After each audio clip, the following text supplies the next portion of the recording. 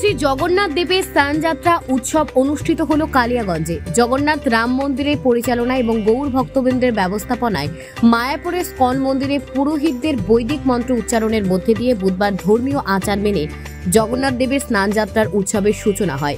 কালিয়াগঞ্জ শহরের 17 নম্বর ওয়ার্ডের যমুনা পেট্রোল পাম্পের পেছনে অবস্থিত জগন্নাথ রাম মন্দির প্রাঙ্গণে স্নানযাত্রা উৎসবের সহযোগিতায় ছিল স্কন মন্দির।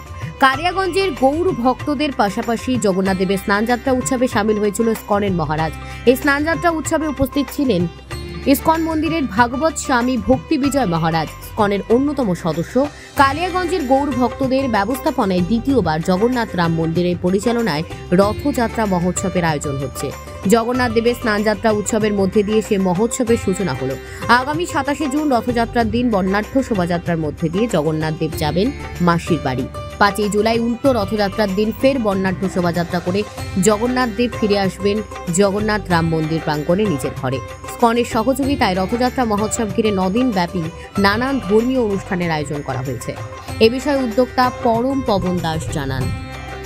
হরে কৃষ্ণ, আমার নাম হচ্ছে পরম পাবন দাস। আমি এখানকার আপাতত আমাকে যেহেতু ইসকন থেকে দায়িত্ব দিয়েছে, সভাপতিত্ব দায়িত্ব দিয়েছেন, তো নতুন নতুন এখানে যেহেতু ফেস্টিভ্যাল কমিটি আবার আলাদা আছে। কর্মসূচি আপনাদের রয়েছে এবং কি থাকছে?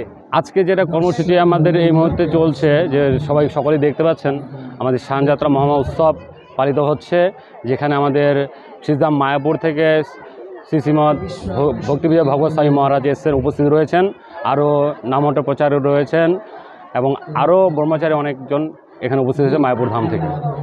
আর কি থাকছে এবং আগামীতে এই রথ উপলক্ষে কি থাকছে? আজকে স্নানযাত্রার পরে জগন্নাথের 15 দিনের জন্য জ্বর আসে স্নান করার পরে। এরপর আমাদের 27 জুন থাকছে আমাদের রথযাত্রা মহা উৎসব, যেখানে আমাদের বিভিন্ন জায়গা থেকে ভক্তরা আসছে এবং আমরা এই কালীগঞ্জ রাজপথ ধরে আমরা জগন্নাথ বলদেব সৌদার মহারানীকে আমরা এগিয়ে নিয়ে যাব। সমাপ্ত কি উল্টো রথযাত্রার মধ্যে দিয়ে হয়? হ্যাঁ, সমাপ্ত উল্টো রথযাত্রা হচ্ছে 5 জুলাই। তার মাঝে আমাদের মাসির বাড়ি, জগন্নাথ রথে করে মাসির বাড়িতে আসবেন। সেই মাসির বাড়িতে আমরা 7 দিন ধরে বিভিন্ন রকম অনুষ্ঠান।